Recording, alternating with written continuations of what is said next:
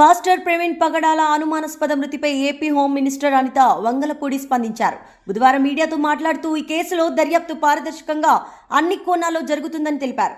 ఒక ప్రత్యేక పోలీస్ బృందం ఎంక్వైరీని జరిపిస్తున్నామని వెల్లడించారు. ఆయన మృతిపై అపోహలకు తావులేదని ఆమె స్పష్టం చేశారు.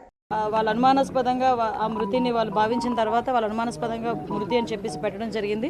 ఇమీడియట్గా నేను కూడా ఎస్పీ గారితో మాట్లాడాను, డీజీపీ గారితో మాట్లాడడం జరిగింది. గౌరవ ముఖ్యమంత్రి గారు కూడా దీని మీద ఇమీడియట్గా ఎంక్వైరీ వేసి నిజానిజాలు తేల్చమని చెప్పేసి అందరికీ కూడా ఆర్డర్స్ కూడా పాస్ చేయడం జరిగింది. ఎక్కడా కూడా ఎటువంటి ఇబ్బంది లేకుండా పారదర్శకంగా దర్యాప్తు కొనసాగిస్తున్నాం.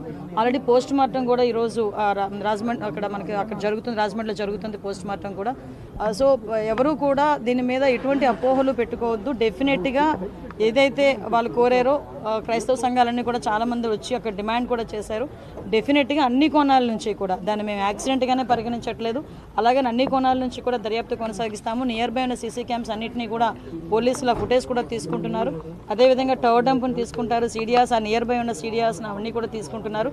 అన్ని కోణాల్లోని కూడా ఎంక్వైరీ చేస్తున్నాం. ఒక టీంను కూడా దీనికి డిప్లాయ్ చేయడం జరిగింది. దీని మీద దయచేసి నేను ఏం చెప్తున్నానంటే ఇది మతపరమైన ఇష్యూ.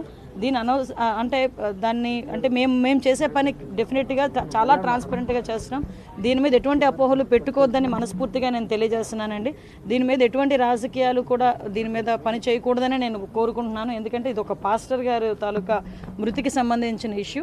దీన్ని మేము చాలా క్లారిటీగా క్లియర్గా దీన్ని ఎంక్వైరీ చేయడానికి కూడా మేము సిద్ధపడ్డాం. ఒక కమిటీని కూడా మేము ఫామ్ చేయడం జరిగింది. ఇమీడియట్గా అది ఏ రకంగా చనిపోయారు అన్నది కూడా ఈ నిజానిజాలు కూడా అతి త్వరలోనే మీ అందరి ముందుకు ఉంచుతాం.